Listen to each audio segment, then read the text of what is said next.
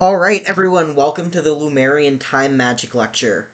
And I'm kind of glad that everyone here was also here for the Valis lecture. Yep. You don't have to see Valis to get this one, but it's definitely a good conceptual building block, because we're gonna hit the ground running. Alright. So, the story goes like this.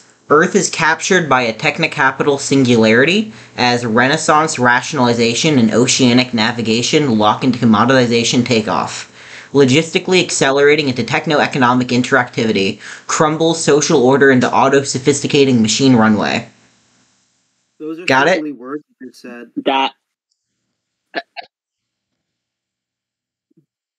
So, All right. things are happening, right?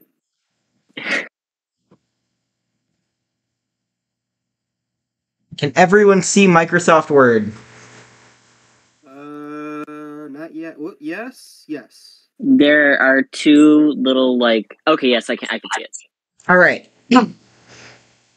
The story goes like this. Earth is captured by a technocapital singularity as Renaissance rationalization and oceanic navigation lock into commoditization takeoff. Logistically accelerating into techno-economic interactivity, crumble social order and auto-sophisticating machine runaway. Got all that, Ed? Oh,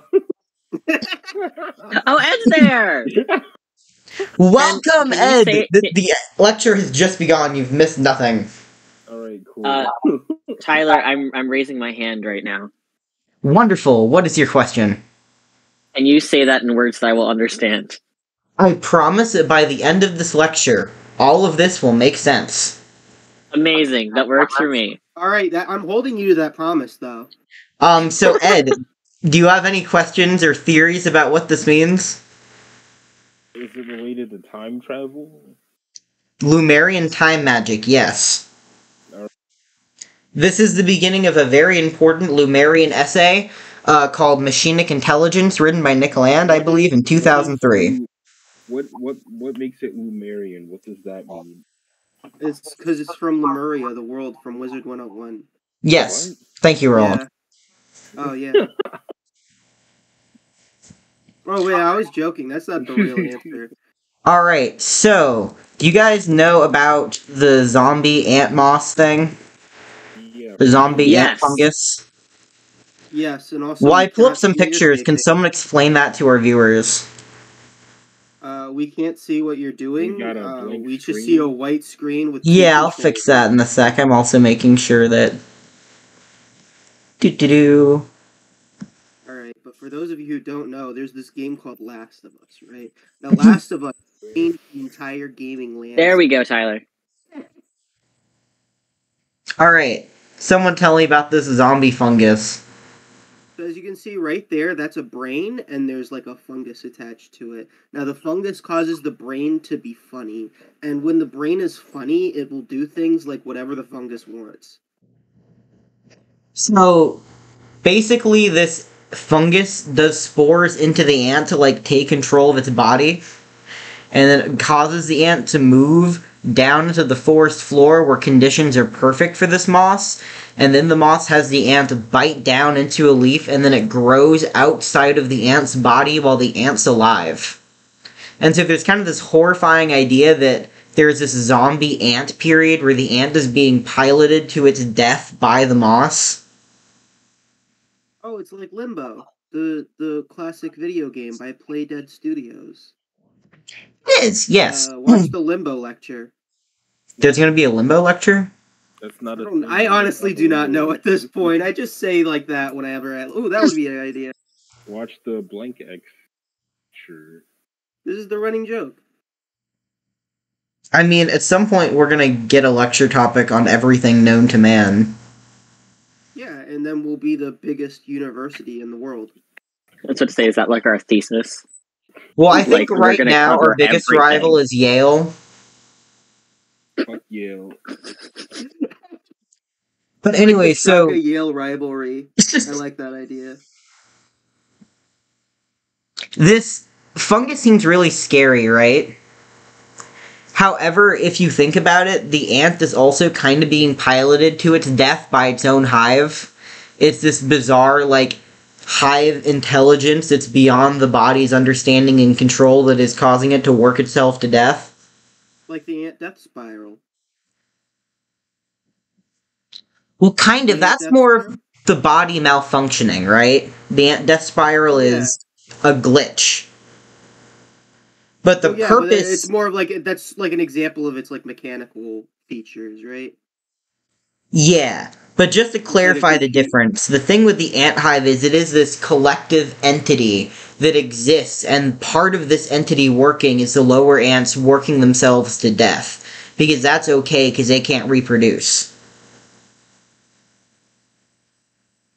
Right, okay, I'm gonna pretend I understood all of that.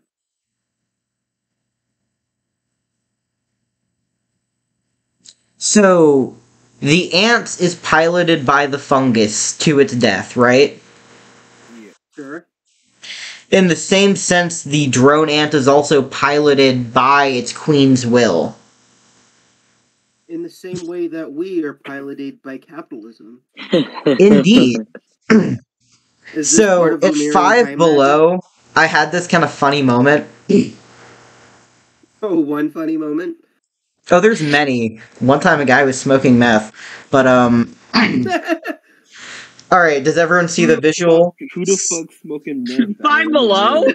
At So we- Arundel Mills. we get the visual Smoking of... meth at the Arundel Mills 5 Below. What else are you supposed to spend an afternoon on?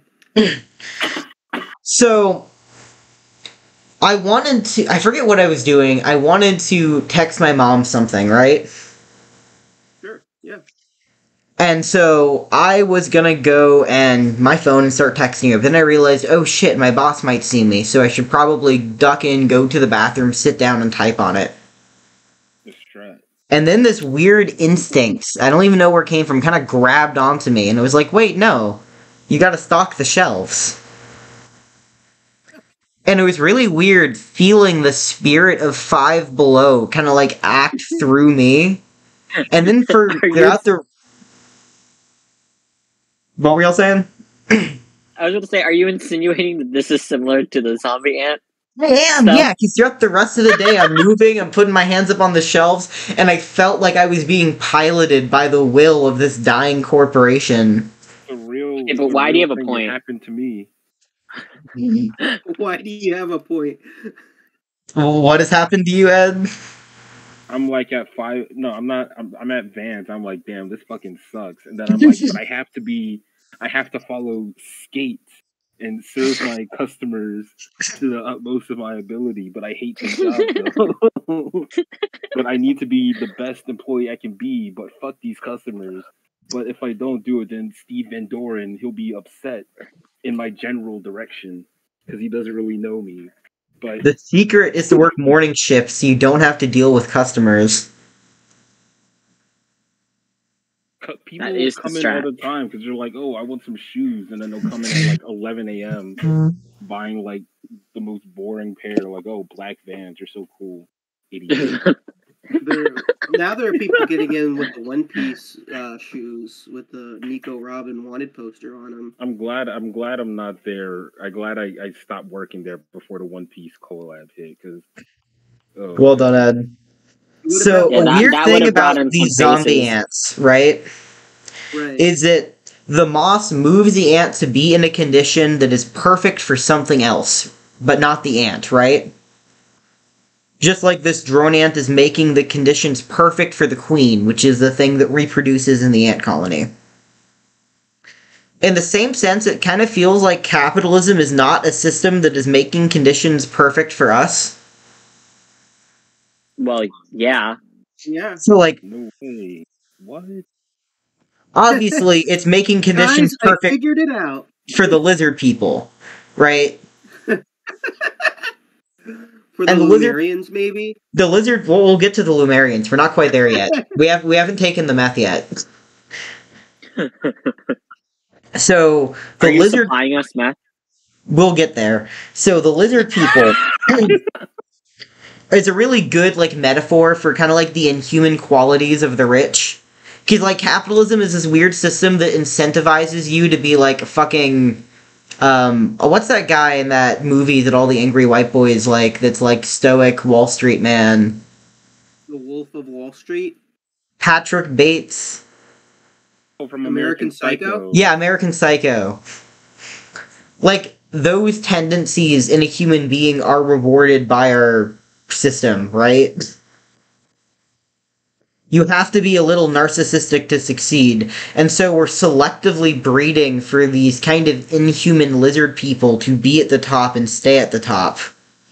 And then, because they have this power over everyone, they kind of develop and mature differently. In some sense, it's like they're a different species. There's this weird kind of demonic moss that can only grow in these unnatural heights of success. They need, the capitalist engine to exist. It's kind of bizarre in that sense. If everyone follows the metaphor so far. Yes. Have you guys seen the Denver airport memes? Are you talking about the horse balls? What are you talking about? Oh, not that. Huh? They have like a giant statue of a horse with sculpted balls on it. Oh, we'll get to the horse. I love the horse balls. I didn't hear you the first time. This is what I knew the Denver airport for. So the Denver airport is the largest airport in the United States. It's 2 times the size of Manhattan. God damn. What the Wait, fuck? why? What? Yeah, what? why? Wait, let me look at the map real fast. No. Can you pull up the US map? Why is your airport the size of a city? Yeah, it's kind of bizarre. And it has this interesting little plaque on it.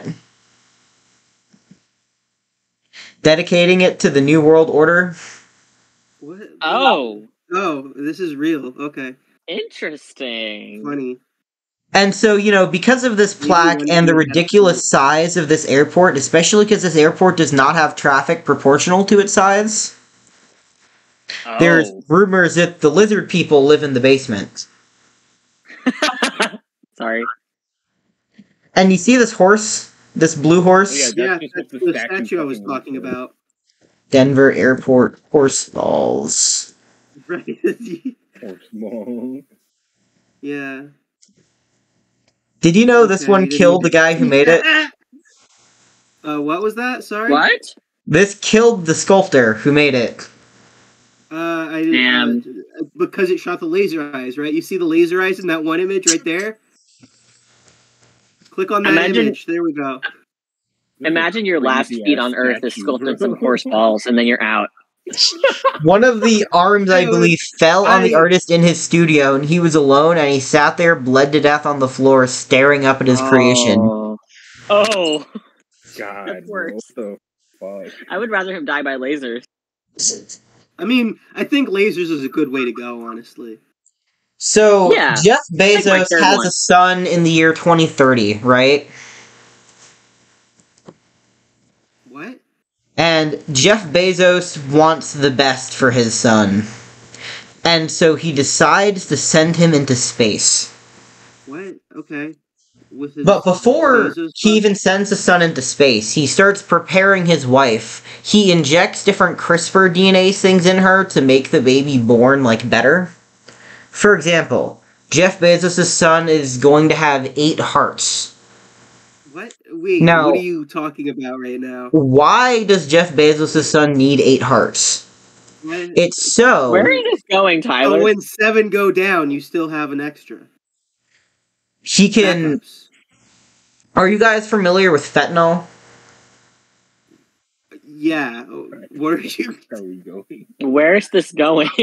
So fentanyl, if you don't know, is like ultra heroin, right? Yeah. And it's extremely lethal. It shuts your cardiovascular systems down quickly. However, if you happen to have 8 hearts, let's say, genetically created to be pumping all of the time, and let's say you were put into a little suit that was constantly injecting fentanyl in you, but that wasn't quite enough. And so a lot of research into AI was put in, and there are 2, sex bots that were placed in the spacecraft, and this also works because they could work as, basic mothering nanny bots as the baby went from, 0 to, 10. So you're saying this in the past tense? You're saying There- this in the past tense as if this is something that happened. It happened in 2030. And it also, because a lot of this metaverse tech stuff ramping up right now is actually a deal going on back rooms to make it so this child has like full VR around themselves inside the spacecraft. And the ultimate purpose of this is it's hooked up to their brain so they can just have will, desire, and it's manifested around them. So they will never know want. Tyler, can I get a source on some of this? This seems like this. I don't know where your sources are for this. This seems a little Something you can get a source on. This is completely real. Have you seen Bill Gates is buying a shit ton of farmland right now? Or not right now, yes. but like 6 months ago? Maybe he Yeah. just wants to grow some tomatoes, Tyler. He wants to own food. What do you mean? I don't know. Why the fuck is Bill Gates buying a shit ton of farmland? You do have a point. He wants to own food. The concept of food wasn't is this now. actually for the Bill and Melinda Gates Foundation or something, where he was like, "This is a charity case" or whatever? He's like, I forgot exactly. I felt like it was. I read an interview on it, and he just said he believed it was a smart business investment, and it is completely mundane. But say also, you can call anything a charity, and people won't question it. Like so many people say that they're doing shit for charity, and they're not. I mean, true. So you heard my idea that like the lizard people are the moss benefiting, right? Yeah. yes, Yep. Okay, replace the lizard people with something else. No more lizard people. Humans will give Thank birth to God. something that are going to replace us, right? We're going to develop an AI better than us eventually. That's kind of an inevitability, sans a major disaster World War III-esque. Transhumanism, except not even that. We're just going to develop something better. And this is good. It might kill us off. It might get rid of humanity. But we don't want to, like, freeze evolution at this puny human level, if that makes sense. Oh no, you're so right. You're so right. We're gonna evolve. We're gonna. This is getting to the next human evolution, whatever. This shit. Well, we might Yeah, like we evolve. stuck. Living in Like my that. basement. We might evolve into what's next, or we might just make it and die, you know? Either way is okay. But the idea that Nick Land is starting to get at is the thing that is this moss is actually the AI that we're going to build. So, isn't it kind of weird that the capitalist market fluctuates in ways that no human can control, and it kind of controls all of us, right? These reoccurring, unpredictable patterns that completely bend all of humanity to its will. This bizarre intelligence kind of already forming. Nick Land argues that technology and capitalism are the same thing. They're inseparable. The development of technology as we know it is inseparable from the means of production, which is capitalism. And what capitalism is doing is enabling technology to continue growing itself into AI. And the current system we have, this weird capitalist model, seems to benefit this inevitable AI that's going to be built more than it seems to be benefiting us.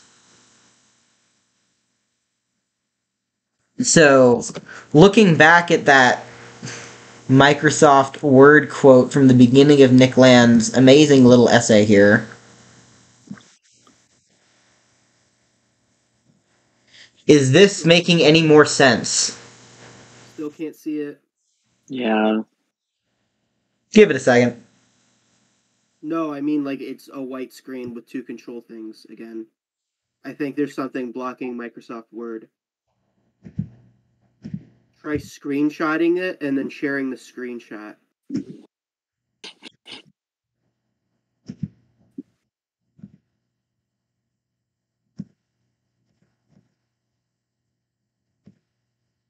How about that? We're seeing your Discord. Oh, echo. Oh. Woo! Woo! Woo! Woo! Woo! Woo! Woo! Woo! Alright. Are we seeing Microsoft Word? No, you're still sharing. Until we can see Discord. Well, Hello, Shaka you. damn nabbit. Alright. How about now? Yes. There we go. Alright.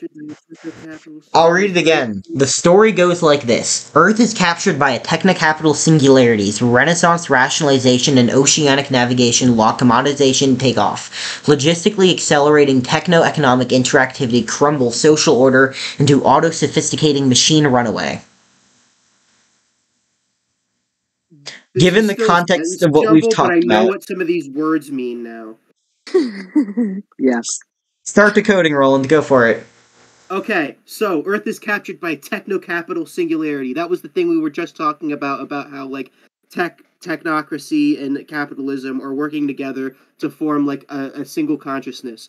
Renaissance rationalization and oceanic navigation it reflects on the Renaissance man from the 1800s and how he's going to form Oceania from 1984. Now, So, not quite. You're getting close. So this is talking about how he's saying that the birth of capitalism comes from the like Renaissance as we understand it, and he says Renaissance rationalization because he likes to be cool, he likes the alliteration.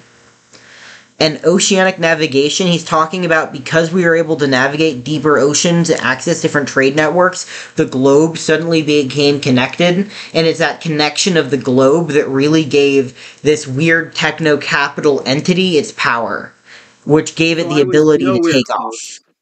So does that make sense? Close. Yes, yeah, I got it. All right. Renaissance rationalization, like just for clarification, Renaissance rationalization is specifically referring to the idea that that we sort of came up with an idea on how to like perfectly like navigate. I don't know the exact word, but perfectly design a system where things work as optimally as possible, and that sort of led to this. Yes. Yeah, you're getting it. Yeah, I'm smart. Everyone, give me a look at me and how smart I am. Woo! All right. Ed, you didn't say woo. I don't think Ed thinks you're smart, Roland. Ed, we can't move on until you do anything. This. No, my bad. No. Say woo. I don't know. Shout out for Ed for the best movie recommendation in Shaka U history with Puss in Boots 2. When's the Puss in Boots 2 lecture? Oh, damn. I gotta do the whole. It could be collaborative. We gotta do the entire Shrek lecture then. The Shrek. Yeah. The Shrek movie, bro. We gotta. The Shrek lecture wins. The Shrekverse lecture. Alright, so this next sentence, logistically accelerating techno-economic interactivity crumbles social order into auto-sophisticating machine runaway. Does anyone want to take a stab at that, class? Logistically accelerating means like sort of like in a technical sense that it's like what works best is getting better or whatever. Techno-economic interactivity means that the interactions between us and techno-economics, which is the main subject we were talking about with the techno-capital singularity. Really close, just to clarify, he is reinforcing the idea that economy and technology and capitalism are becoming one entity here. Right, and that's what the interactivity isn't those things interacting with each other because they are one. It's us interacting with it, right? Kind of, yeah. Crumbles social order. That's what it's interacting with. It's interacting by crumbling the social order. In auto-sophisticating, so things are being sophisticated automatically, which is a partial, what I forgot. Words. Jumbo shrimp. What are those called? Like with jumbo shrimp. When the things are contradictory, two contradictory things put together. A loud silence, you know? You know what I'm talking about? A juxtaposition? Almost a juxtaposition, but they're words that don't quite go together. Oxymoron. Oxymoron. Right? It's kind of oxymoronic. Okay. I know, yeah? You're close. The most important part of this sentence, it's kind of sneaky, is this auto-sophisticating machine runaway. Basically, it's saying that this techno-economic entity has spiraled out of our control. It's sophisticating itself. Machine runaway. Something you have to understand when you're reading Nick Land is that it's half philosophy, half poetry, which makes it really fucking hard to decode. Yeah, I can see that. That's a stylistic choice on his behalf. Yeah, what if I just didn't make any sense? That would be cool. That would be a cool style. Alright, so I have spent the first 25 minutes of this lecture explaining 2 sentences of Nick Land. I've read 2 entire books, every sentence like this. Are you alright? No, he's not alright. He read 2 books by Nick Land. Well, I had COVID, so I had to do something. You could have watched Puss in Boots 2 again. I think it's... Honestly. There are a lot of things to do. So, instead of the AI killing us all, another possibility is that we grow into the AI, right? What do you mean by that? Oh... No. No. No. No! No. That's Mark Zuckerberg. What? Yeah. So, this is already kind of happening. You know, the way we store memory is changing because we have access to Google. Our collective subconscious has been crystallized, and so what's important for humans to learn has changed. We no longer need to be able to memorize things, so as a whole, we can't do that as well. Our collective attention span is shortening because we are adapting. We're becoming a slightly different chemically species because of our instant access to food and all of our memories. Does that make sense? Yeah. Huh? We're slowly becoming cyborgs. We have pacemakers. Think, gender hormones. We're becoming And then, obviously, the next step is Neuralink. Right? Well, if Neuralink ever works, which is not, but, like, going on this, yeah, I get what you're saying, the idea of a modular human. You know, I was watching a YouTuber talk about this experience, but I'm gonna say it was mine because I had the same thing happen to me earlier this week. I dropped my phone. The entire thing is, like, cracked, right? So it's like this weird glitch machine. Yeah? So I couldn't use Google Maps, and I was lost in Baltimore, and so I kept, like, reaching for my phone, Google Maps, like, you know, a phantom limb that wasn't there anymore. Yeah. They call it the phantom vibration, I believe. Well, that's a fun little phrase. I haven't heard that one before. I think that's the phrase, but it's the idea of, like, when you reach for the phone, but it's not there. Like, so we can almost feel Nick Land's AI from the future manifesting itself through our neurochemistry, like literally in our body making its changes, and through our society at its very moments. This weird thing, like, palpably moving through us. Well, I mean, it's the monkey brain, right? It's like whenever we get used to any kind of, not even machine, but any kind of activity, we will default to it. Like, if you spent, like, your time, instead of looking at a phone smashing rocks, then you'll start to have a tick in your brain where, like, your brain will activate. It's like, oh, I should smash your rock right now. Well, yeah, we have neuroplasticity, but as a whole, like, humanity as a whole, most of our brains are tapped into this weird society machine thing that is driving in the same direction. Yeah. I mean, yeah. That's how society works. And so this thing that's moving us might be the same thing that, like, moved through the Neanderthals, and moved through the amphibians when they first crawled on the shores, and moved through the sea slugs. It's this, like, you know the concept of chi? Like, this energy flows throughout your body, and that's your life force, and it moves through different spots at different times. Sure.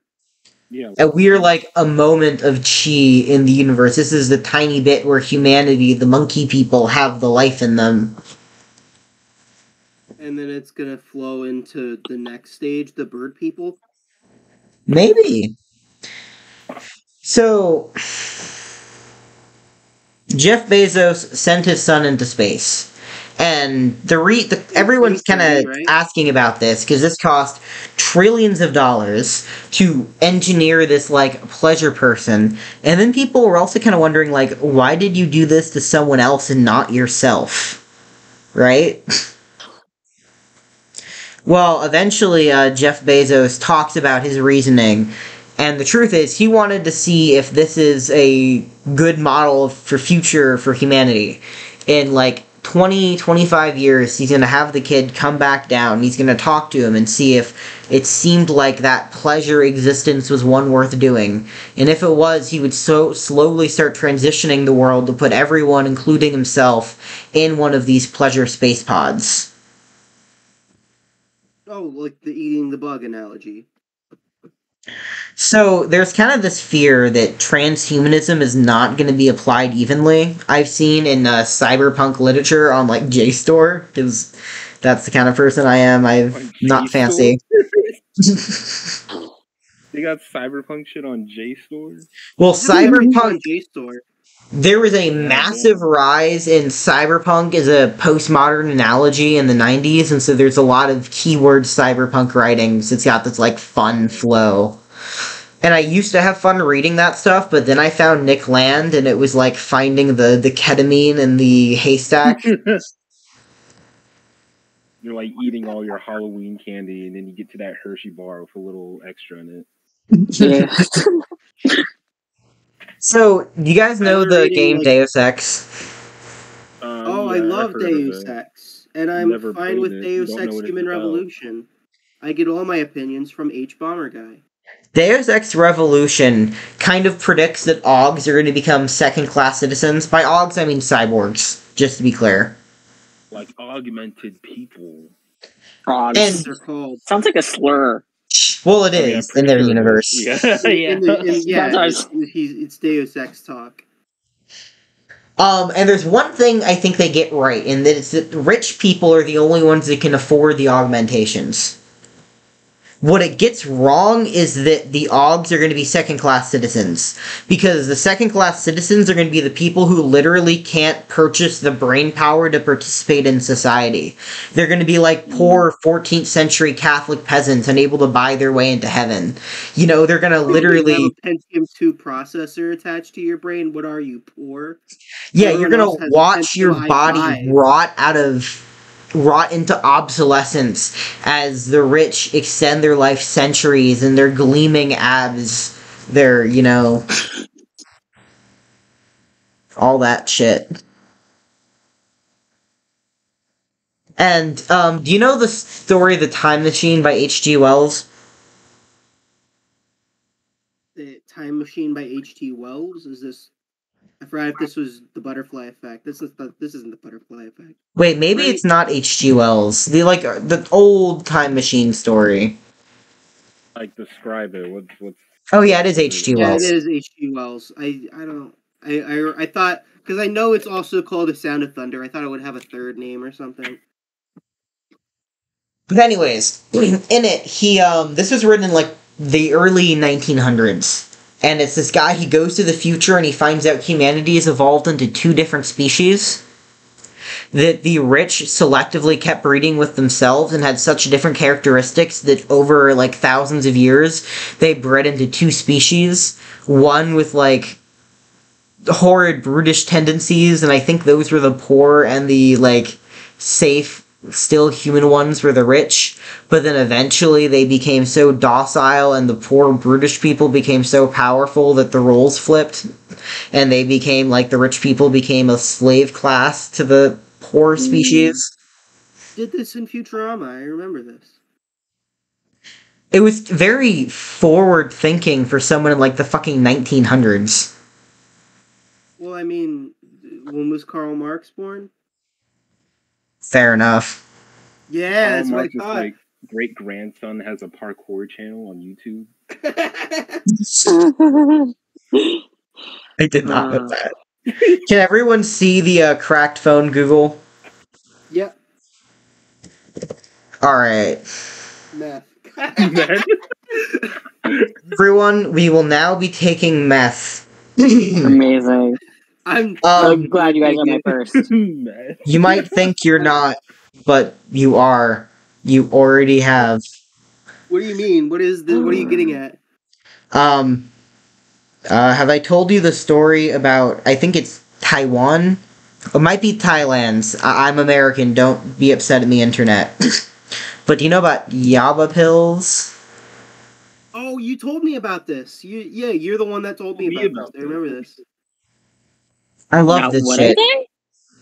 I was in a Oh, car my with sweet Tyler. summer And he was like, child. "Oh yeah, you want to hear about Yaba pills?" I was like, "Sure, tell me about them." And I'm a different man. So, I believe it's White China, whatever that one was. It's basically a third world country. Sex trafficking is rampant there. The lower class gets flooded with these little candy pills, Yaba, and Yaba contains a significant amount of methamphetamines.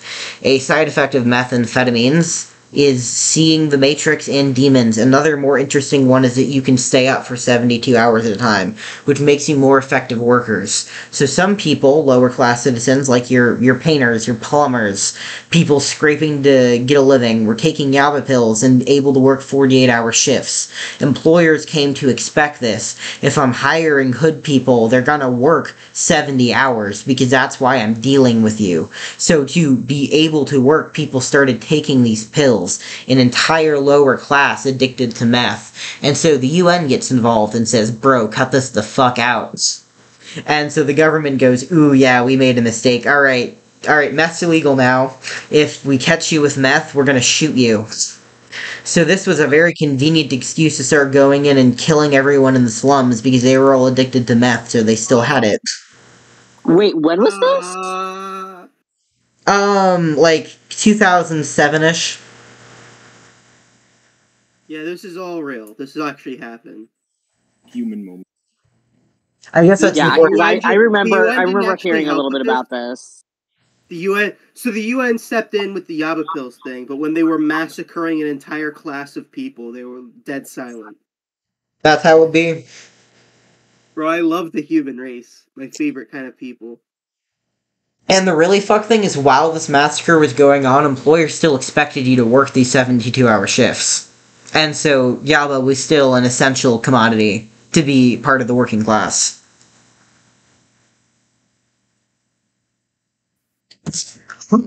Why are we against steroids in the Olympics? Because they can harm people, and it's not a good idea to promote self-harm in order to win cool medals. What if we got a lot better in making steroids? In fact, they weren't really steroids at all. What?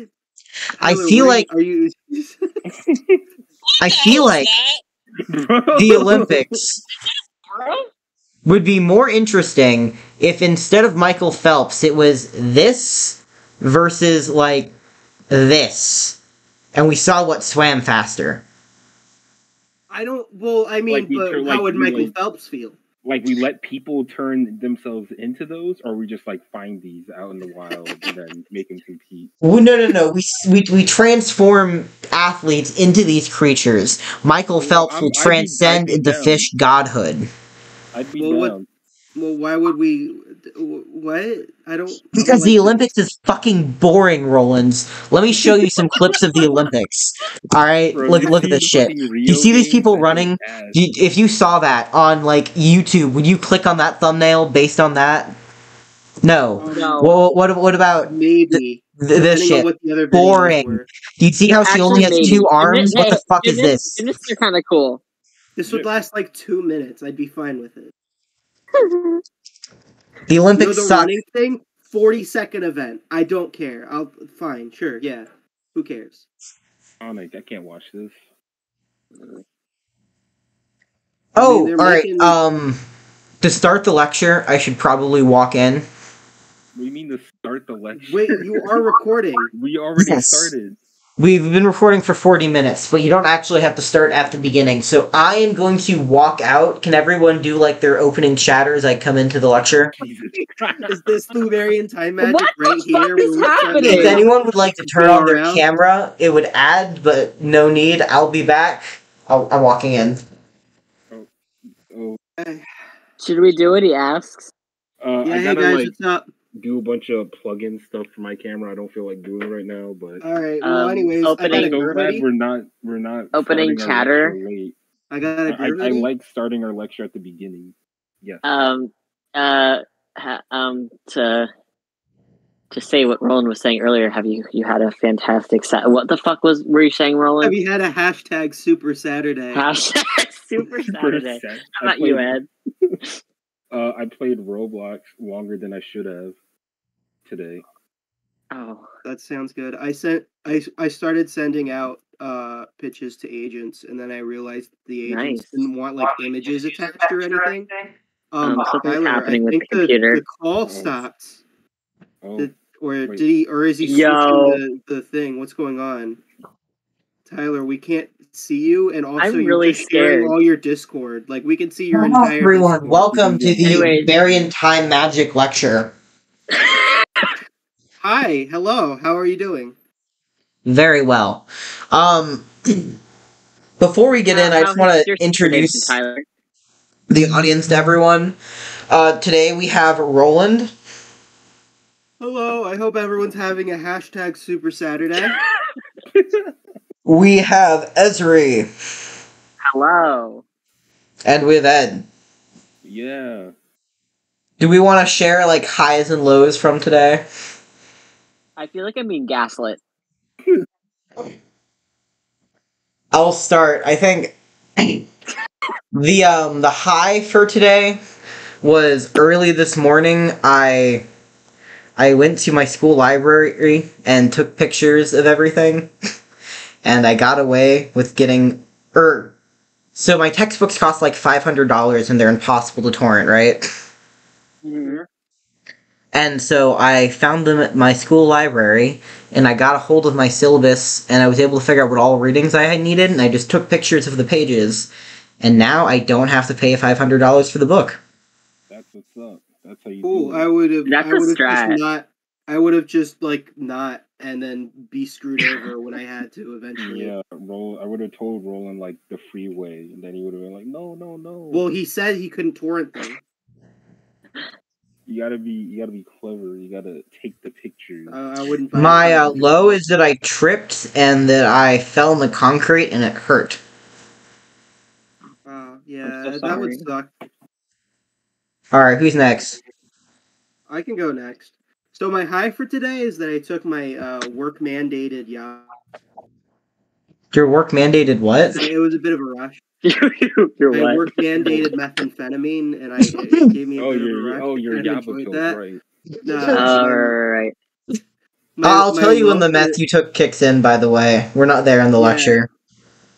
My low is that I sent pitches to places, and then I realized that the places I wanted to send pitches to didn't want images attached to know what they wanted in their comic books, and I was like, what am I doing with these? Like, this is my career path. What is going on? Yeah.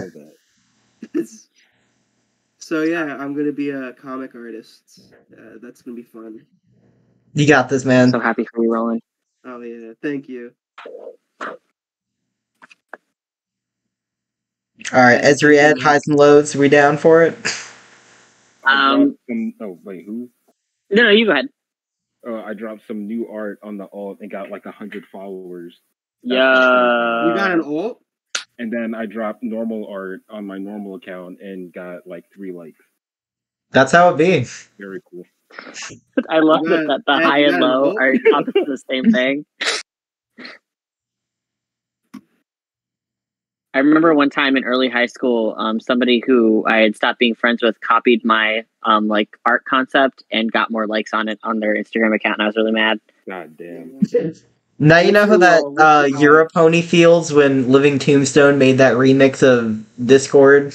Oh, you're so right. Oh. Oh man, am I contributing to that? Shit. Damn it. My high of today was I drove on the highway for like 15 minutes, and my sister made me miss my exit, but then we rerouted, and I didn't freak out, and it wasn't stressful, and it was more funny. And the low is right now, Yeah. right here. Congratulations for not, like, swerving and trying to take the exit when you knew you were gonna miss it. Yeah, I just kind of, you get on the highway and it's like you just be driving. Yeah. Like it's you just drive. I do be changing location from time to time, you know. Yeah. So y'all know how Blade Runner is about robots? Yes. Well, it's about like fake people robots. Yeah, well, that's where I was going. You all can see it, right? Yeah. Yes. So, in Blade Runner, their robots are, like, organically grown. They're, like, synths. They're more like clones from Star Wars. But they're still, like, talked about as AI. Yep. In fact, there's this interesting scene in the new movie where one of these synth AIs talks to a digital AI. And the digital AI says, you know, I envy you. Look at your coding. There's 4 letters. You know, because in DNA there's 4 different strands. Gattaca. Yeah. And then the synth says, you know, you're just 1 and 0. It's half as complex and twice as elegant. So remember, Yaba, remember that taking testosterone is a form of chemical transhumanism. Are you insinuating that I'm a cyborg? CCRU. Alright. We are finally at the beginning of the Lumerian Time Magic Lecture. Welcome, everyone. Hello. Hello. This all starts with a woman named Sadie Plant.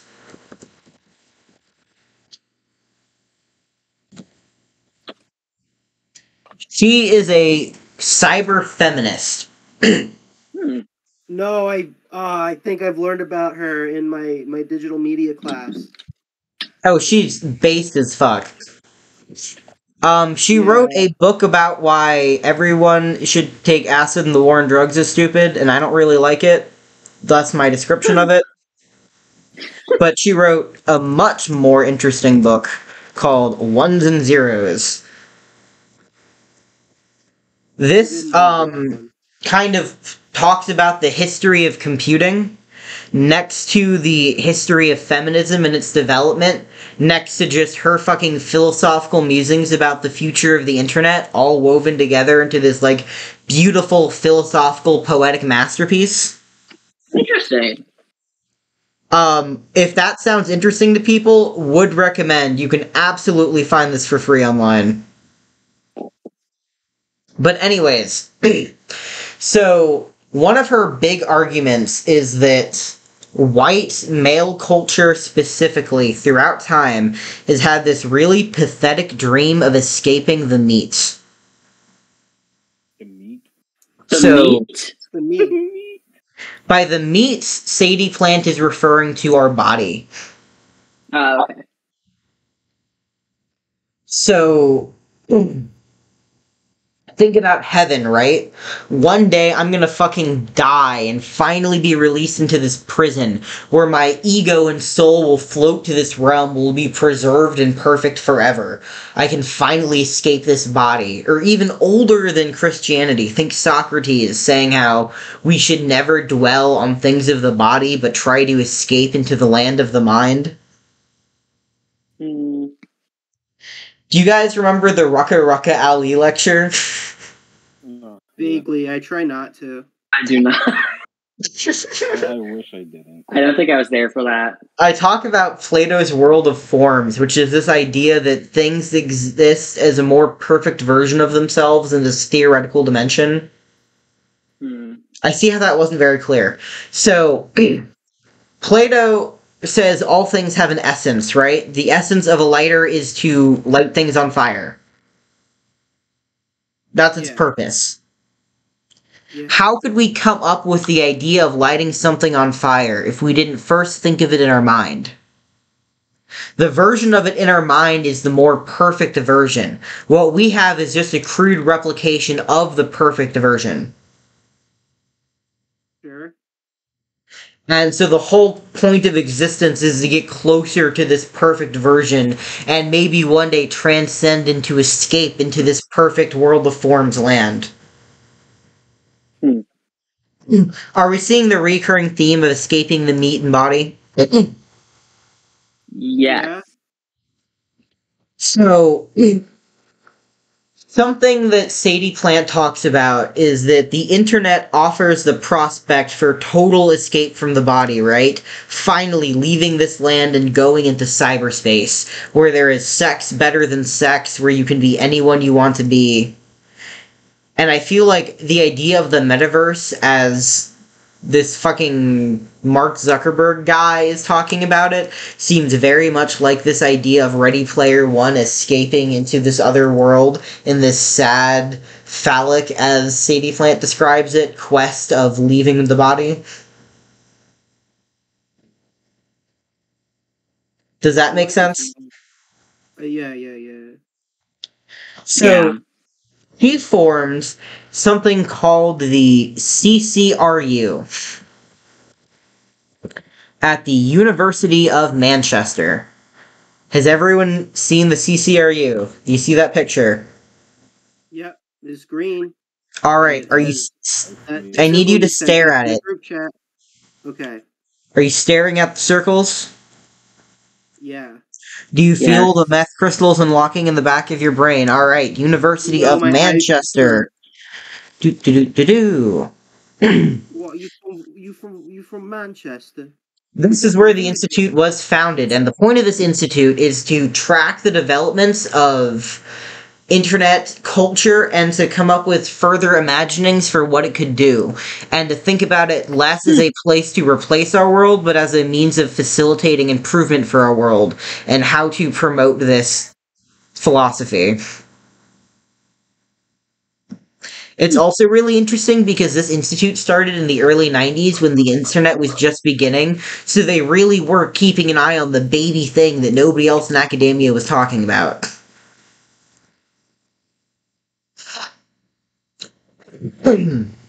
Then, we have a beautiful little man named Nick Land.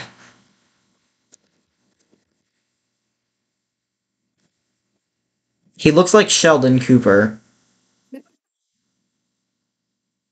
Oh man, he does. So talk about Sheldon for a bit. So, in the Big Bang Theory, Sheldon is this character. It's hard to explain Roland. Can you give the gist of Sheldon? Sheldon Cooper is a character in the Big Bang Theory, and he's basically the character that's meant to represent like the absolute autist, misunderstanding, socially inept side of nerd culture.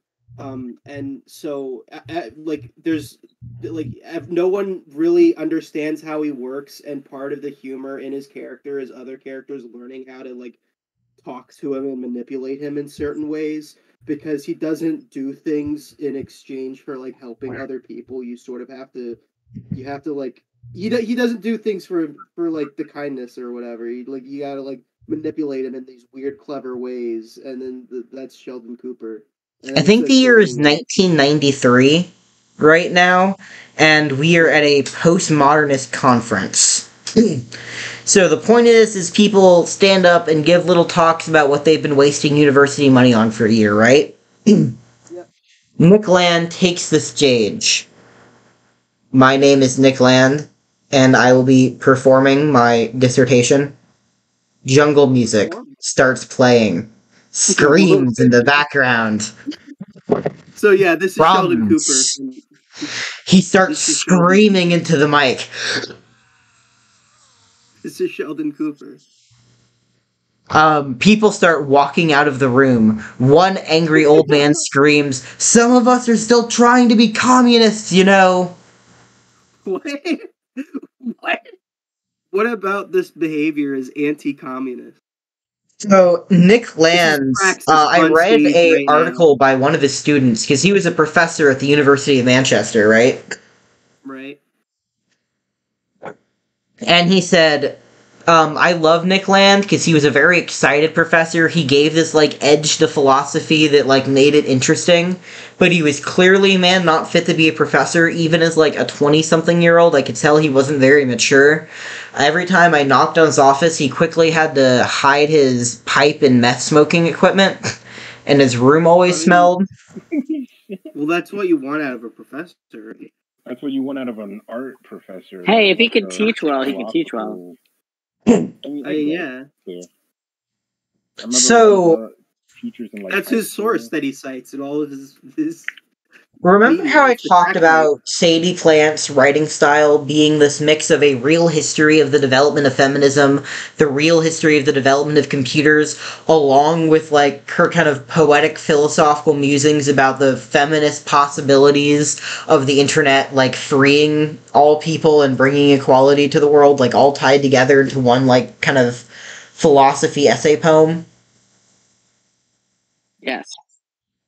Nick Land was her student and went, whoa, that's the coolest shit ever. What if I did that, but, like, on meth? So, he started writing stuff like...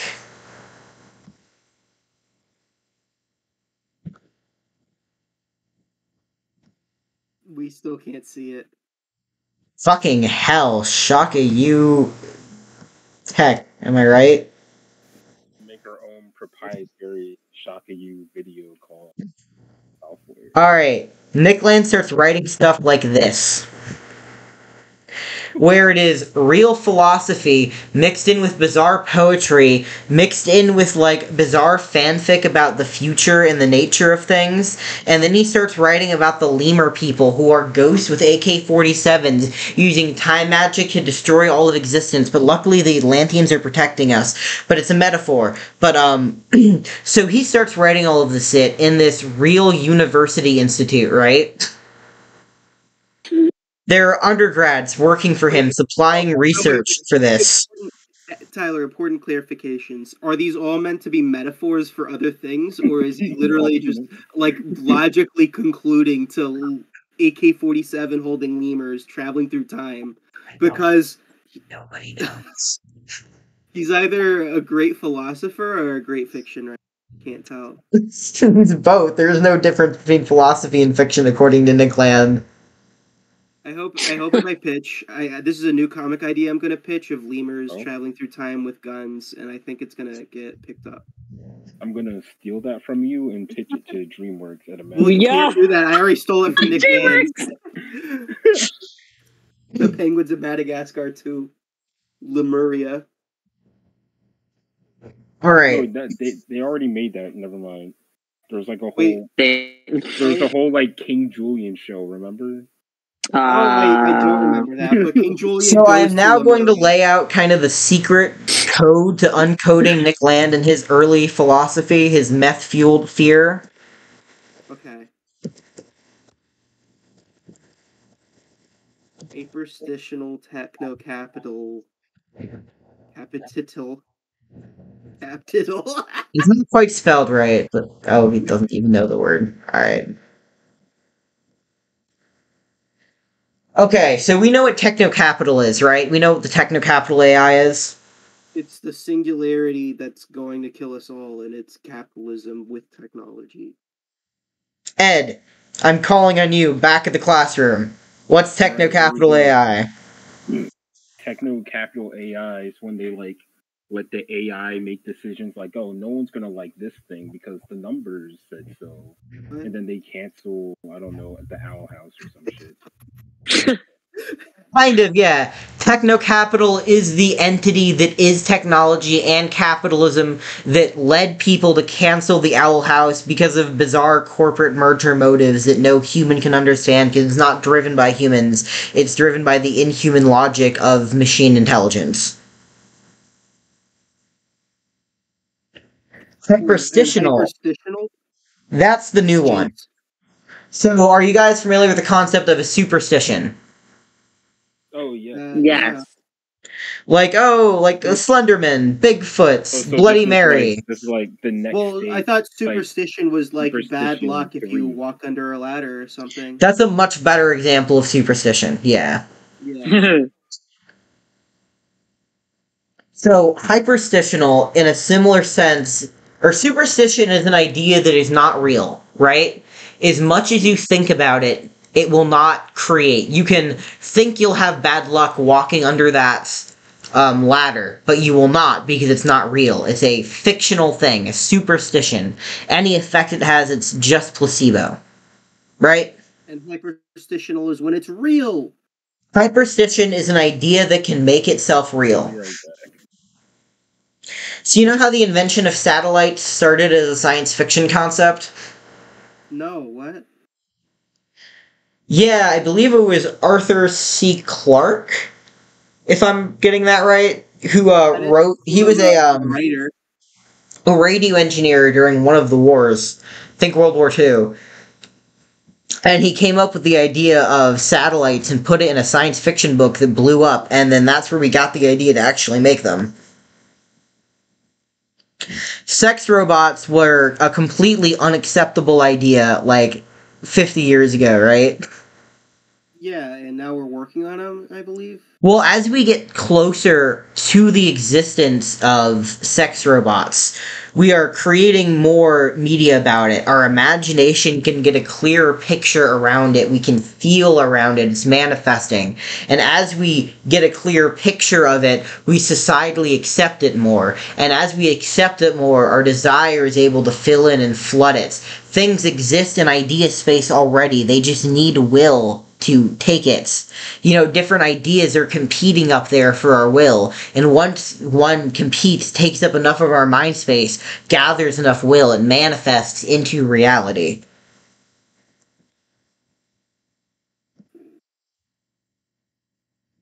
Are we vaguely following hyperstitional? Yes. It's an idea that makes itself real. Yes. So, I have very sad news for everyone. Nick Land passed away? recovers from meth. Wait, that's not okay. That's good news. He right? saves himself from the dark closet of Amphetamin's lair. And once he steps out of Meth Land, he goes on Facebook and he sees the light, the truth, the savior of humanity. No. Go back. Because he realizes that, you know, it's worse than I could have imagined. This techno-capital AI is good, right?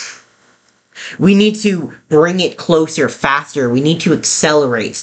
The most famous term that Nick Land is now known for is accelerationism. We need to bring it faster, come on. Get the engine sparking. The idea of accelerationism actually starts with Mark. You know that capitalism sows the seeds of its own destruction, and so eventually capitalism is going to disintegrate itself? Well, capitalism doesn't quite sow the seeds of its own destruction, says Nick Land. Capitalism is the seed that's going to grow the plant, and it's the fucking god AI that we want to bring into existence. Their purpose, in a very Lovecraftian Cthulhu sense, is to open the nether door and let into our realm. And so we need to move it faster. We need to get rid of all regulation, all praise the CEOs. They are gods. They are higher ascended beings, the technocrats, chosen elites. I am not hearing anything from the CIA here, not at all. I'm not sensing a whiff of CIA. You said he's off meth? Yeah, he got off meth, and this is the realization he came to. He said everything he wrote beforehand that was a critique of capitalism was a result of his deranged state of mind and belongs in Amphetamin's dark chest. The deranged part was thinking all of this was bad. Alright, he's also known for this term called the Dark Enlightenment, you might have heard of, which is realizing that democracy is not based, and that we need to replace it with, like, fascism, but run by corporate boards, and we need to give corporations ownership of our land. I don't really understand it, but I'm not very smart, according to him. Good, because you didn't take math. This all blew up mostly because, do you guys know who Steve Bannon is? Yep, man. Do you want a little quick Steve Bannon micro lecture? Please, give me a Steve Bannon micro lecture, but turn on your camera for it. Oh, cool. I love being seen while I talk about Steve Bannon. Where's the camera? Hello, everyone. My name is Roland. I make comics for a living. Hi, Roland. Hi. Hello, Now, Roland. Steve Bannon, right? He was the not the political advisor, but the campaign manager for Trump during 2016. And he's the one that came up with the idea of bringing gamers on because he found that they were like they thought of themselves as like a lower class, sort of like they were mistreated or whatever, and so he thought they could bring them on as like the see you are valuable, and then sort of that's how Oh. part of Gamergate started, but it was mostly how like 4chan turned towards the right wing, where it started out as like a very like politically ambiguous anonymous message board, and then it turned to the right, and that was part of Steve Bannon's plan. I Great. Steve Bannon, as you didn't know. know his involvement there. That's really interesting. Yep, that was all his idea. That's why that happened. Fun facts. Did any of that have anything to do with what we're about to talk about? Everything is everything to do with what we're talking about, Roland. Cool. It's his Lumerian time magic. Steve Bannon funds all sorts of right-wing things. He's kind of just a political nexus for all people who want to navigate into the GOP world. And he talked about a bunch of like different philosophers and bloggers he personally read and was influenced by, and he name-dropped Nick Land. Nobody has ever heard of Nick Land. He's this weird professor who got fired and was now blogging from his own house, recovering from amphetamines in like 2003. But now he's been giving like national attention, and a bunch of Twitter bros are like, who's this fucking Nick Land guy? Wait, he thinks capitalism is an AI from the future? Lol. And something called Cave Twitter develops. It's cave, like Plato's allegory of the cave. And it's like this kind of meme philosophy space that for some reason is covered in like trans iconography. Okay. Specifically like femme trans women, and so you'll see a lot of meme images of like the CCRU weird circle images and like trans women standing in front of it and smoking, and it's very bizarre. Those are the Back shadows in the cave. to when Nick Land was sane, giving him some credit, he talks a lot about how we need to adopt the non-human perspective because we're part of a story that is bigger than just humanity, right? He gives a lecture on the Black Plague from the perspective of the rats. He also talks about how we should view our era as like Alright, I'm prehistory for the next post-human race. Welcome back, Roland. Or, not Roland. Ed. Yeah, I'm rolling now. Let's go. Yo, Roland, what's up? Yeah, I'm working Because on this. we're now going to get to the next major chapter. We're going to talk about schizoanalysis.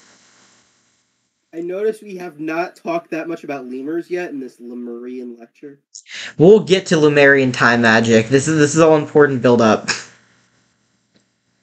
Alright, schizoanalysis. So this was a phrase come up with by Deleuze. And Deleuze loves things like the body without organs. What does the body without organs mean? I don't fucking know. Nobody fucking knows. The body without organs. The body doesn't have any organs in it. Schizoanalysis. So basically, a lot of conceptual models of the world, think like Christianity, right, is a model of the world, or even Marxism is a model of understanding the world. Or a better example would be like materialist atheism. The world started with a Big Bang.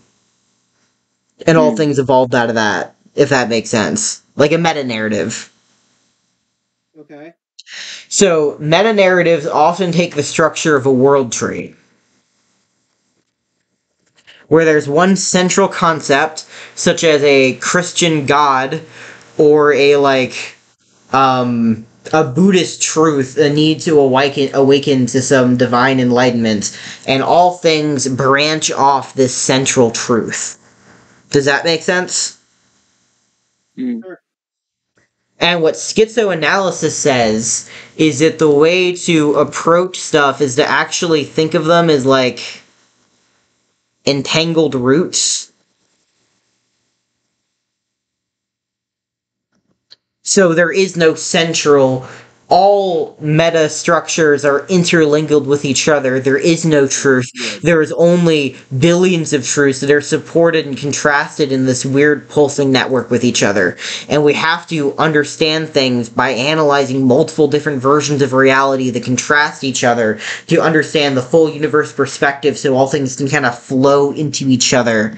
And that's why Deleuze is so fucking impossible to read. Does schizoanalysis make basic sense? It's like the world without organs, you know. Basically, it's saying that, okay, you know the unitarist universal church that's like all religions are true, it's just what you believe happens to you when you die? Oh, okay, yeah. Schizoanalysis is Yeah. like the stick up your ass way of saying that. All right. Oh wait, saying what? What happened? But there's also the part where it's like it's all part of one truth. Like there's one single answer to everything, though, right? Well, the idea is we need to stop looking for a central tree or truth, and instead accept that there is no central truth, just many central truths that all kind of radiate from themselves and intermingle into each other. Huh. So Christianity and Buddhism are both true. Why do they have to be exclusive? Well, you start looking at Christian doctrine and it pretty clearly says it's exclusive. And schizoanalysis says, yeah, it says that, and Buddhism says that. They grow around each other, but are magnetically repelled, and that force away from each other also defines them. Christianity wouldn't be Christianity unless it separated itself from Buddhism.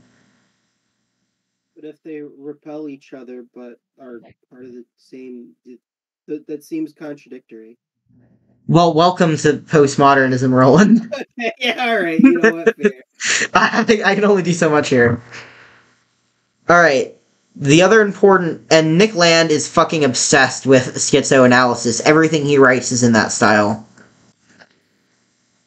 Another thing he's in love with is theory fiction, which is this idea that you write fiction inside of your work, and so that gives fiction its proper place, because you realize that reality is nothing more than a fiction, and so if you put real philosophy next to fiction, you realize that philosophy and reality itself is inherently fiction, which is kind of just an excuse to write weird fanfic in the middle of your academic essay.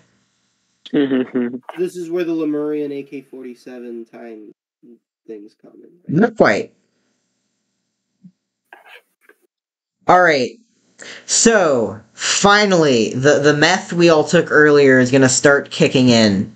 Are y'all ready? I'm ready. Yo, why do you have RPG Maker MV booted up? Oh no. So, no, the Tyler. AI from the future Tyler. is at war with other metaphysical entities. What are you doing? Whoa! Whoa! Whoa! Tyler, what's happening? Why are there bullets? You put bullets in RPG Maker? You put a bullet hell in RPG Maker? So, Not remember Rainick. how different meme What entities just are happened? competing for your attention in space, and they need to take different amounts of willpower to manifest into existence? So, this AI, this transhuman ascendance, is competing with other entities out there in idea space that are trying to take humanity's wills captive. There is a war for the future of space-time, and humanity is the instrument through which that war is being fought. Does that make sense? Tyler, why did you stop the lecture to play Rain X5 in the middle of all of this?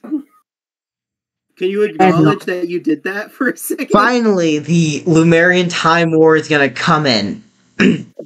So, I think we need to start with a basic history of Lumeria. Do you remember the Wizard 101 lecture? I do. Can you explain what Lumeria is then, Professor, from the Wizard 101 lecture? In the real world or in Wizard 101? Real world.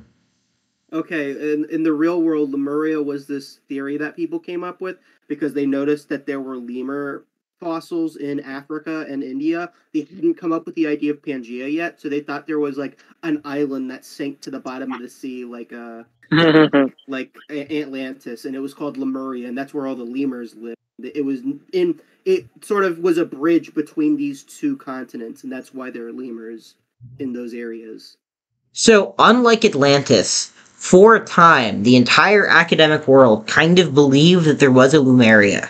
Lemuria existed between the years like 1800 something to 1800 something. There was a Lemuria, and there no longer is. There were a loser in the Time War. You have to understand, if there's a war involving time travel, if it ever happened, it has always happened. Does that make sense? Not at all. If time travel war has ever occurred, it's happening throughout all of time, which means it's like a fundamental truth. Yeah. Kind of like the God-Satan binary, the idea of good and evil always fighting all the time, or yin and yang, two forces always fighting all the time. The time war is the idea war. Mm-hmm. We're in Meth Town, so I'm gonna stop trying to make sense now. We're just gonna fucking go for it. So, hyperstitional entities in this idea time war, which are fighting for existence through humanity, can travel through time because time is actually a human illusion. There is no time, right? And we use this illusion to bring to spaces under our domain. It is our colonization tool. We enter a new space, such as digital cyberspace, and slap time down onto it, bringing it into our power, bringing it into our understanding. But these ideas, before manifesting here, before being captured under a spell of time, are free to move throughout.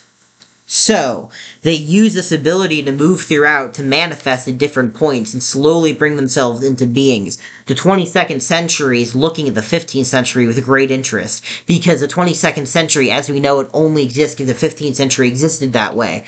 The future echoing back in time, the hyperstitional idea time war.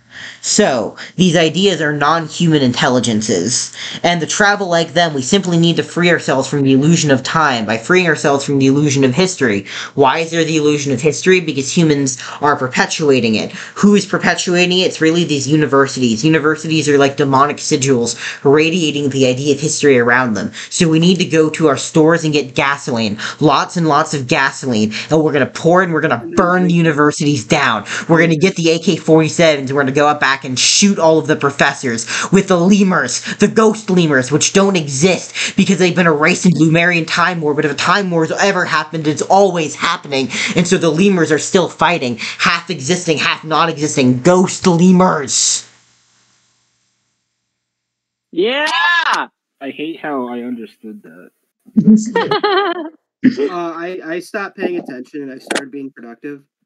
History is just this AI sucking time back into itself like a black hole. And once we reach singularity, we're not gonna need time in history anymore. Just like we're kind of reaching the point where we might not need religion anymore as a species. Yeah. And that's how you use Lemurian time magic to time travel. Is there any questions?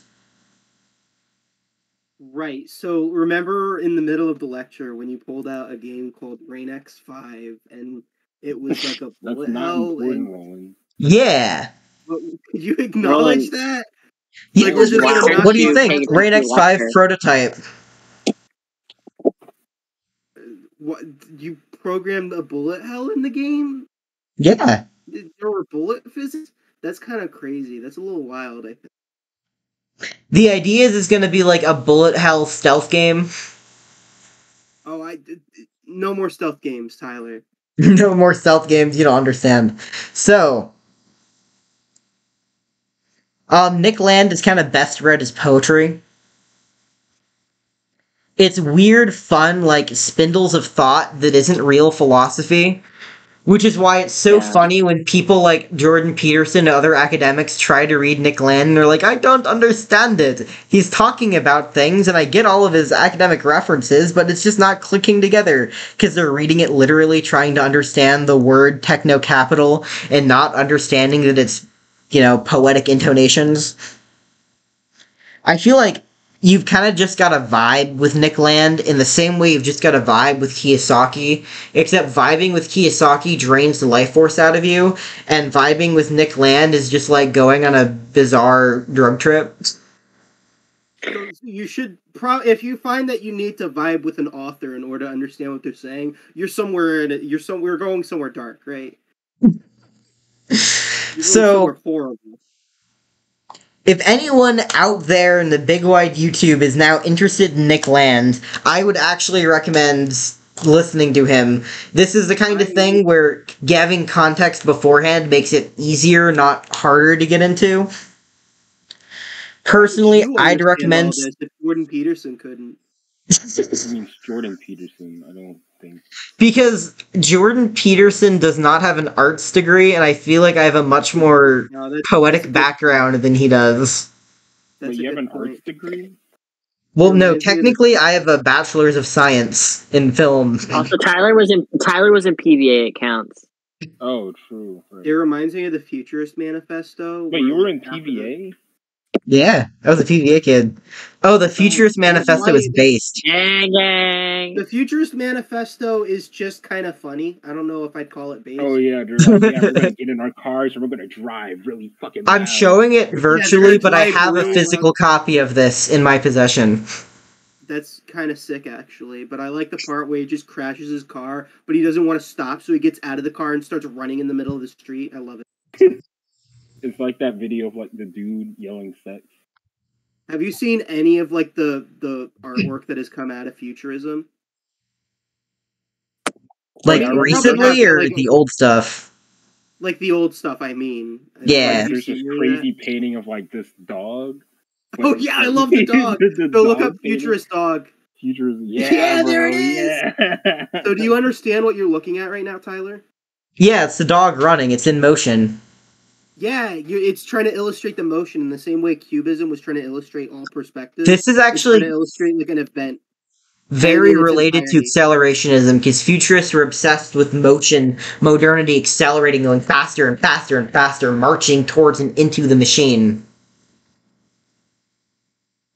They also had cool. Outfits.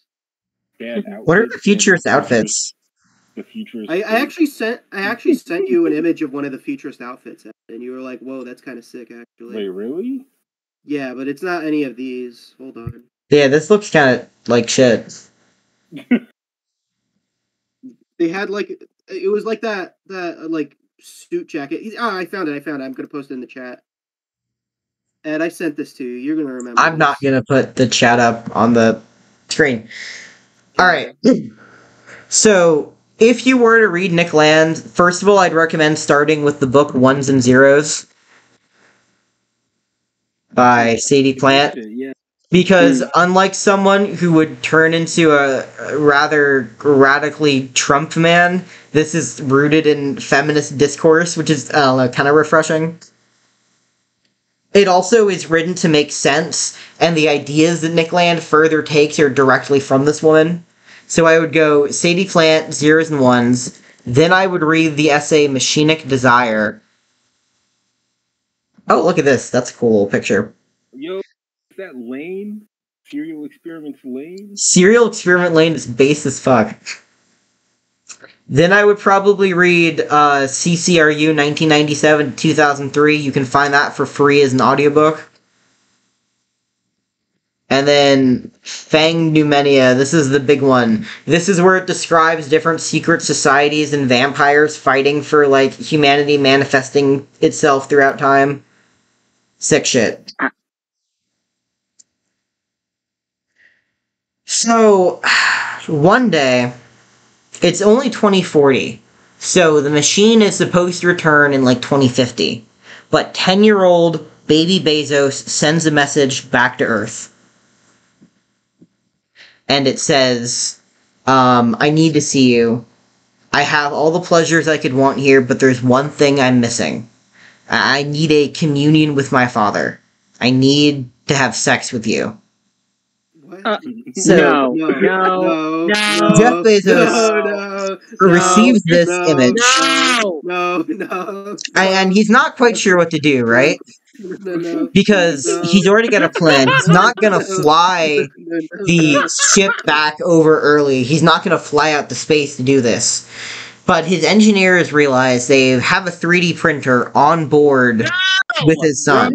No! So what they could do No! is bioengineer like this Bioengineer. synthetic cock, and they could transfer his consciousness into it, right? Roland! We lost Roland. And so then, if he could transfer that and just be this, like, tiny cock that could easily be printed in a small 3D cube that fits in a space station, he could interact with the sun that way. So that's what Bezos decides to do. No, Are you please listening no. to yourself, So, Tyler? once Stop. it prints out, Stop With talking. his son. his son kind of smiles and then breaks a piece of glass and then starts slicing into it, giving Bezos pain that he could not possibly imagine. He's trying to scream, but he has no mouth, and his son kind of slits down the cybernetic organs, laughing. Bezos disconnects, smiles, knowing that his son has ascended, and goes to his meeting. And kind of the point of that story is to show is that it's all about cybersex. That's what it's all coming down to. That's what, techno-capital is. It's all really about cybersex. Has anyone seen the movie The Fantastic Planet? Oh, I should probably let Roland know that the Jeff Bezos scene is over. Yeah, tell him Like the is it incest porn, or the implied incest porn wasn't actually that. it was Or a was it? switch. I don't So, know. I have feel you guys dirty. seen the movie You're The telling Fantastic on- Planet? Is it that animated one from like? Yeah. Yes. Ooh, This is a really good The movie. one I've never don't think seen I've this, seen this but one, like never mind. aesthetically, already like very cool. I've seen screenshots of it though. Very interesting. This is a weird day. Tyler would also recommend watching this movie. Probably more than reading Nick Land. So, the premise is, like, this giant, godlike blue species comes into Earth and, like, humans become their domesticated dogs. And we kind of have to survive on the margins of this society. And it seems like their purpose every night, they all go up and fly into the sky. And they call it their meditation, and we don't know what they're doing. And we follow a group of humans who eventually, like, sneak onto one of their ships and find out what they're doing in space. And it turns out they've built this giant station on the moon, where they have these huge bodies. And they get in these little bubbles and, like, plug into these giant bodies. And then aliens from a far galaxy come in similar bubbles and plug into these bodies. And once they're both in the same bodies, the blue people and these aliens can have sex. And so they do that, and then they return home. And this seems to be the purpose of their society. Because everything, Accurate. as it manifests, is cybersex. Yes. It's really interesting that, like, I feel like when you think about like ascension and like space travel, like cybersex being the top thing is not what you would expect the priority to be, but also I'm not shocked that is the common like assumption of where it's all going. I feel like part of the reason that 90s academics latched so much onto cybersex is partly because there wasn't a lot of good cybersex in the 90s and they were dreaming about it. Okay, it's a good point.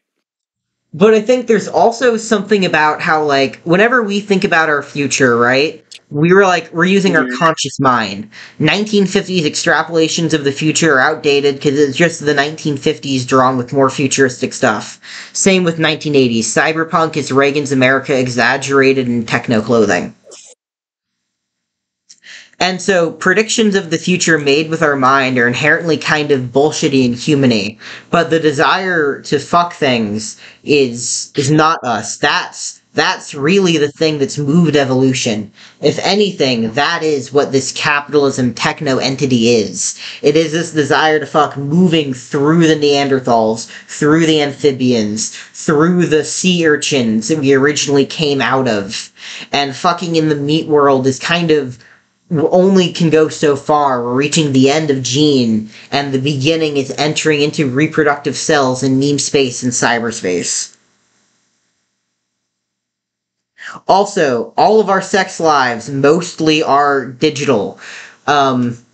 Even as someone in a relationship, I would admit that porn and interacting with people in porn ways online is a part of my sexuality. So in a weird way, this like sexual aspect of my human is plugged into this cyborg machine. I am a cyborg sexual, if that makes sense. That is a term to use, but also like, yeah, I hear what you're saying. Welcome. That is the end of Sumerian time magic.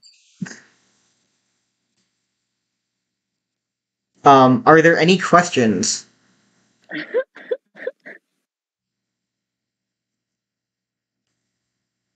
This is what I was thinking about on COVID. Thank you all very much for entertaining me. Oh, wait, huh? Oh, it's over? No! Yeah, sorry, Ed. Gotta go back to playing Roblox. I was expecting the lizard and fish people to come back somehow, and they didn't. Well, okay, I have a hard time wrapping my mind around the lizard and fish people. My personal theory on them is that this started out as like a meth fever dream. But then as he wrote it down and published it, he started saying, no, this is a metaphor for how time wars work. Because time wars are idea wars, and it all comes back to the AI. And because I feel like it's like Five Nights at Freddy's, he's changing the script in retrospect. It's really hard to put a handle on what exactly the Lemur War is all about.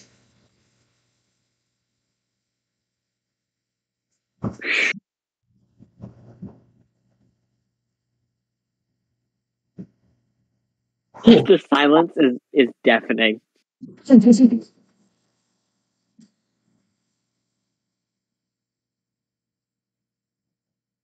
Yeah, I mean, kudos to you for like reading into this and learning about it, because it seems it's very multifaceted and a little bit strange, but also like I feel like this is something that not everybody runs into and actually sort of like looks at the whole scope. So like massive kudos. And I feel like the people who do know about Nick Land, it's this very, very bizarre femme-leaning white guy terminally online group that all kind of look the same. In fact, you know, long hair. And they just kind of sit in their room and vlog about it in their, like, dimly lit areas. And okay, here's another thing I hate about Nick Land discourse. Everyone always says, I understand Nick Land and I can explain it to you. And I think this is kind of missing the point. That's kind of trying to world tree it. There is a truth here, and let me explain it to you and distill it to you. Because there is nothing behind Nick Land. You know what this is? This is a man who took meth and sat on his keyboard and went, ooh, cyber sex, demons, AI from the future. But it's cool as fuck, and there's still something in there. But you kind of have to remember that it's contradictory and meaningless. Yeah. I'm so fan fiction within fiction. It is fan fiction-y. Ed and Roland, you're coming up on last semester, aren't you? That is true, yeah. We graduate in May. Damn. Boy, Any big feelings about that? Oh, I love the current state of the animation industry. Very Ooh, I love the current state of the comics industry. You gotta make Puss in Boots 3, Ed. You know, maybe I will. Let me work on that. You'll do the Shrekverse lecture, and that'll be like you'll attach that to your application to show you know what's up. Yeah. I gotta get my shit together so I could work on Kung Fu Panda 4. Yeah. Wait, no.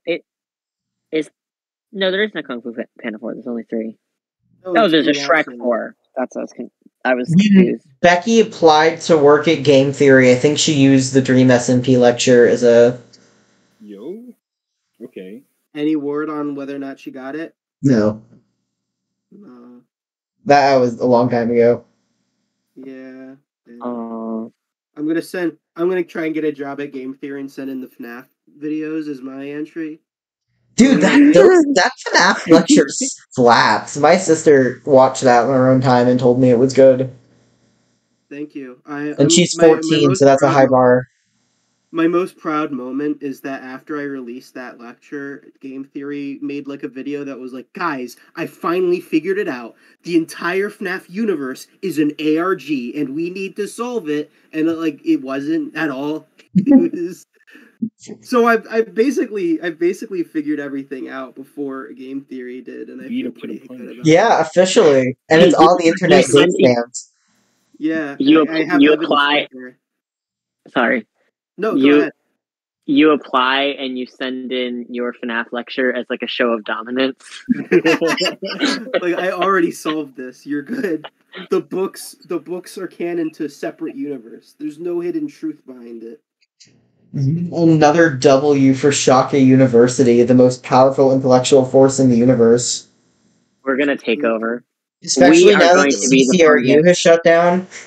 We're gonna be the new Smosh. Just you wait.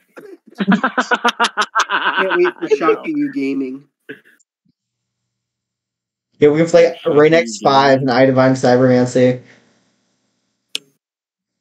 Can you okay, now that things have cooled off a little bit, now that we're all together here conversing kindly, can you please explain the significance of the Rain-X RPG that you inserted into your I also noticed that you skipped the number 4. No, because the first Rain-X game is the one I made in 8th grade, right? Yep, I actually have that right here. I can pull it out. Terrible. Go on. And the basic gist of that one is that Tyler's OC is taking over the world and everyone else's OC has to stop him. And then he loses. Rain-X 2 was a thing I did for a summer D&D thing we did in, like, freshman year of high school. Yeah. And the plot of that one is Tyler's OC stored his backup in a computer, and we had to go into cyberspace and fight him. Yep. And then Rain-X 3 was about as sensical as a Nick Land book. And I made that. I wasn't following the plot of that one. When was Rain-X 3? When did Rain-X 3 happen? Rain-X 3 happened sometime after the table. The one I made. I'm counting yours as Rain-X 4 because Rain-X 3 was in development longer and came out like a week after. No, so is Rain-X like public domain? Can I make like Rain-X 7 theoretically? Well, first of all, you have the rights to a Rain-X. Oh, true, right. Yeah, we got a Christmas gift. I have my own. I have the Rain-X with black hair. That one's mine. But Ed, you'd probably have to make Rain-X 6 unless Rain-X 5 comes out first. Rain-X 5 is probably never going to come out. Last night, I was, dreading school coming up and didn't want to do my, summer homework and was like, what could I do? So I made myself a little drink and realized that it was time to make Rain-X 5, and so I made that opening demo. And that's what that was. And that was a very Nick Land style of creation. Yep. So that was the point of it. Yes. I noticed Satan came up because Satan plays an integral role in the Rain-X series, being a constant Easter egg to show up in all the games. I'm glad you remember Satan does play a role in the Rain-X series, yes. Wait, can we do a Rain-X lecture? Please? I mentioned already that I wanted to do a Rain-X lecture, but first I wanted to make sure, whether or not Rain-X was going to be, a character that was actually going to be published in a real book or not. Oh, okay. I mean, do you have... I feel like That'd World is pretty shelved at this point. That'd World is shelved, but, he's also in the Catboy. He is the Catboy in the Catboy. Yeah, what are the status on your characters like Anthony, Jordy? Oh, Anthony and Jordy have been recycled into. Oh no! Yeah, they became Nomo and Bruna. Damn. So if you want Jordy, you can have him. I guess. Yo, give him here! Holy shit! Yeah, you have a Jordy now. Congratulations. Let's go. When you get that Anthony too. Yeah, I mean, yeah, that comes with it. Next lecture is coming up.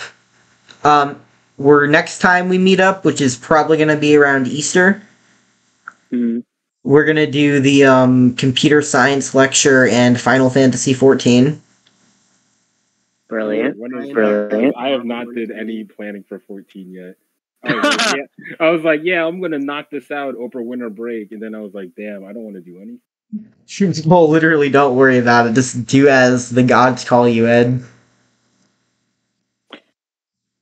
Honestly, every time you mention, like, you don't need to plan for a lecture, like, my brain refuses to compute it, but also, like, I imagine the results of that could be highly amusing depending on the subject picked by depending a person. On what I'm lecturing about, I don't have to plan. Like, just off the dome.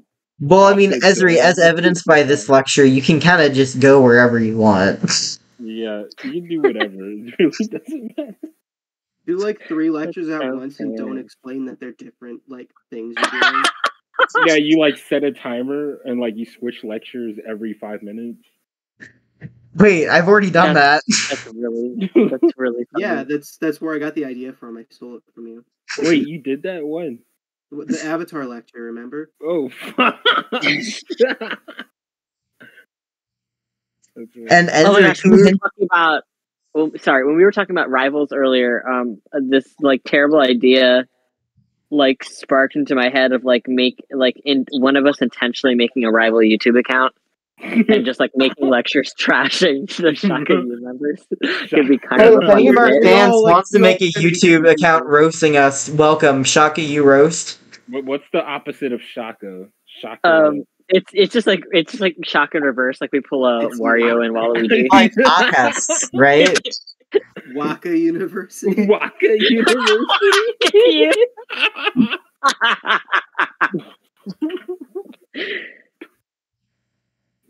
That could be really like an April Fool's thing. But no, Ezri, what is the lecture? You mentioned you might be doing a lecture soon. Yes. Is that a secret, or do you have a topic? I mean, it doesn't have to be a secret, but also I think it'd be fun to just kind of like come out of it. It's not that exciting. All right. So, do you think you could have it ready by April in case Final Fantasy XIV isn't up? What's today? January. Yeah. Yes, absolutely. I'm trying to make a PowerPoint for it too. But even if that doesn't work, I've like. So, okay, I was about to say something. I was like, this is gonna make no sense if I don't. So I took your advice. I'm gonna do a lecture on just the Thieves Guild instead of trying to tackle Skyrim because fuck that, that's so hard. Fuck that, like a lot. I recorded my intro that hasn't even started getting into like the quest line or anything, and it was almost an hour long.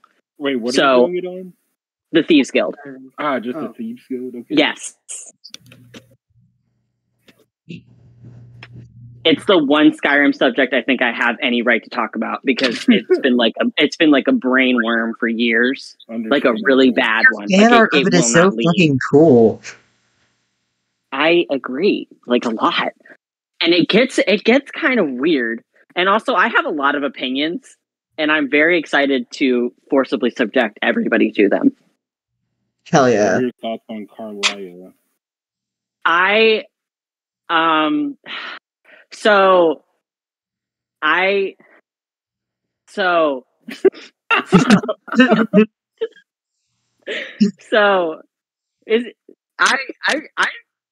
enjoy her, but also like I think she's a little weird, and I don't want to get too far into it because I will be talking about it. The next lecture I'm thinking about doing, and as always when I'm projecting future lectures, it's subject, but after this next semester ends, sometime in May, I might do the Wendy's D&D lecture finally. Ooh. And I would definitely, because I am no longer traveling to Vegas, I will have the money to buy us all Wendy's, which is important because eating Wendy's is part of the mechanics of the game. What? If you need somebody to help pay for a bunch of Wendy's, I'm also down to help Tyler. Merci beaucoup. All right, so I think that has been Shaka You, everyone. It's woo! I am stopping recording now.